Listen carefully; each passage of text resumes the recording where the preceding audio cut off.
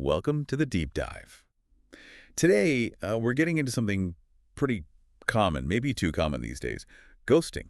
Yeah, ghosting, that sudden silence, when someone you've been talking to just disappears. Exactly, leaves you kind of hanging, wondering what on earth happened. It's that abrupt stop, no explanation, no goodbye, and, well, that's what makes it so jarring, I think. Right.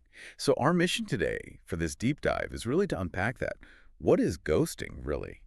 And maybe more importantly, how do you deal with it when it happens to you? Okay, so definition-wise, what we're seeing consistently is it's about communication just stopping suddenly. After there's been some back and forth. Yeah, exactly. Could be texting, maybe some calls. You might have even, talked about plans. And then just nothing. Radio silence. Total silence. That's the key. The lack of any closure. And let's just say this right out of the gate because it's crucial. If this has happened to you, it is not a reflection of your worth. Right. Absolutely not. Couldn't agree more.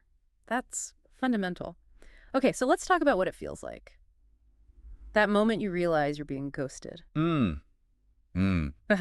It's often that repetitive thing, isn't it? Checking your phone again and again. Oh, definitely. You see a notification, there's that little flicker of hope.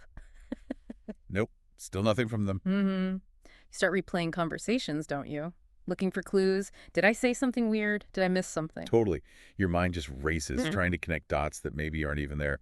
One source we looked at had this description that really stuck with me. Oh, yeah. It's called ghosting, a cut, sharp, cold, and silent. Wow. Yeah, that captures it. Sharp, because it's sudden. Hmm? Cold, because there's no warmth, no explanation.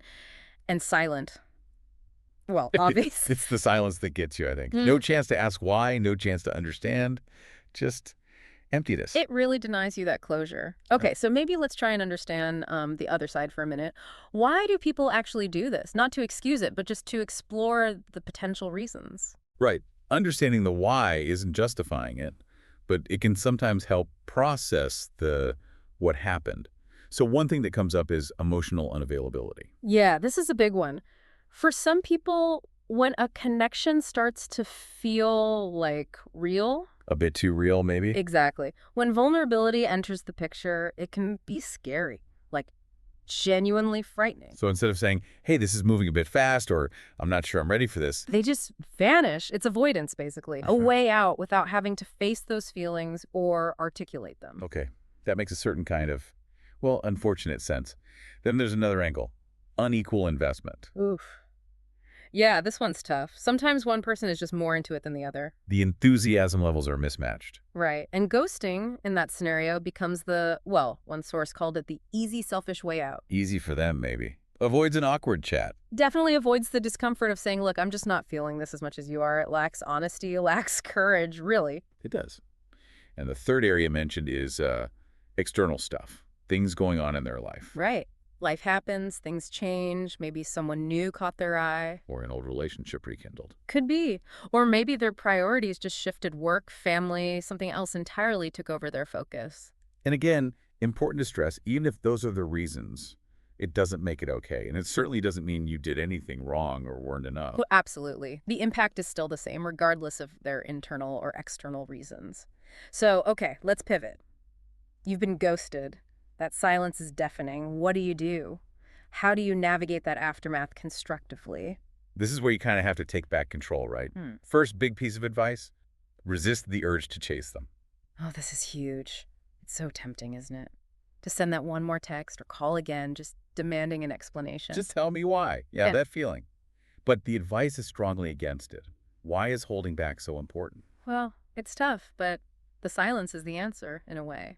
It's their communication, however poor it is. So chasing kind of reinforces that they don't need to respect your need for closure. Pretty much. It can prolong your own agony, keep you hooked into waiting for something that's likely not coming. You're basically accepting their terms, which are silence. Okay.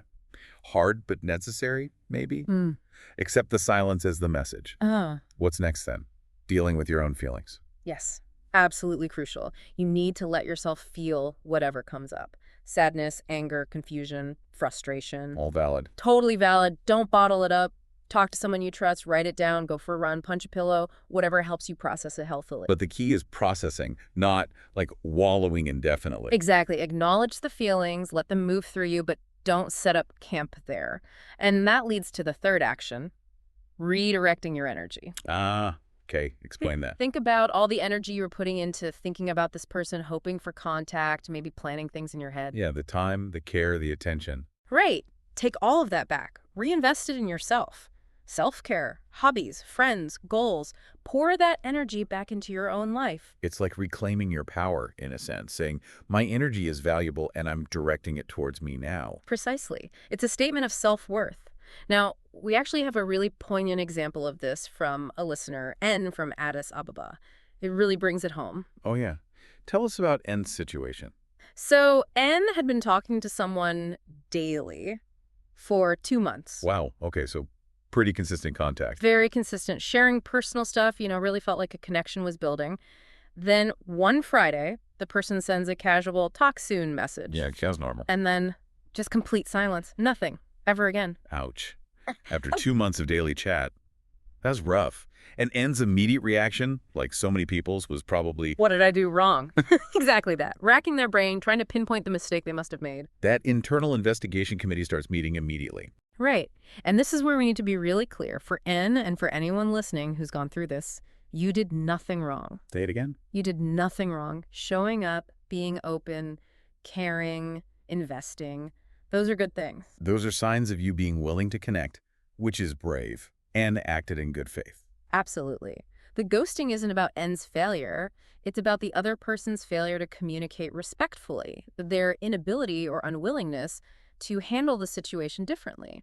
And there's that interesting reframe we came across. Ah, yes, the shift from seeing it purely as rejection to seeing it as redirection. Redirection. Tell me more about that.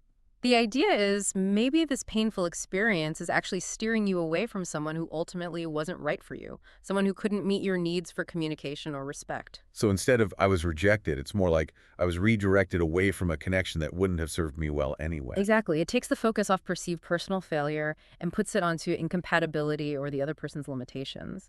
It's a subtle shift, but it can be empowering. Yeah, I can see how that reframing could really help in the healing process. Okay, so as we wrap up this deep dive, let's crystallize the main messages for anyone listening who's dealing with the aftermath of ghosting. Okay, core message number 1. Your value isn't determined by someone else's choice to disappear.